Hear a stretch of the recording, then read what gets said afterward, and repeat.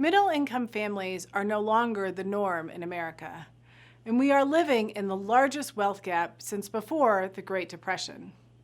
Since 1971, the share of middle-class Americans has fallen by 9 points, and the share of middle-class income has fallen by 19 points.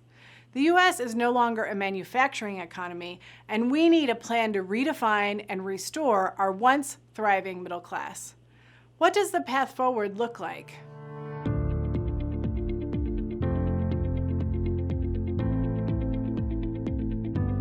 In the next 20 years, automation will replace 11% of the female labor force and 9% of the male labor force. Women's jobs are more at risk of automation because more women work in highly repetitive, administrative, and low-wage jobs, such as store clerks, restaurant staff, and administrative assistants.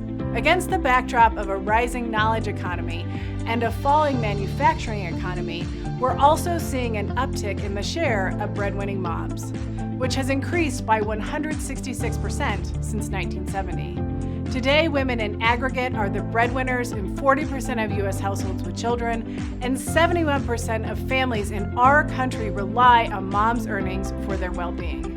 Among Black mothers, almost 85% are the primary, sole, or co-breadwinners of their households. As we plan for the future of work, Industry 4.0, the new normal, the Great Reset, or whichever term you choose to call it, we must remember women and the families they support.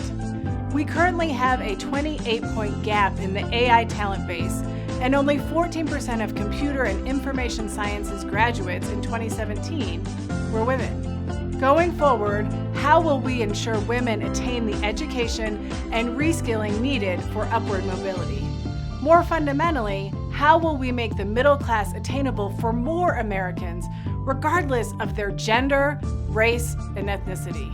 Discover how we can redefine and restore the American middle class by downloading the 2020 Gender Equity Voting Guide. Go to thevotingguide.com to access the report.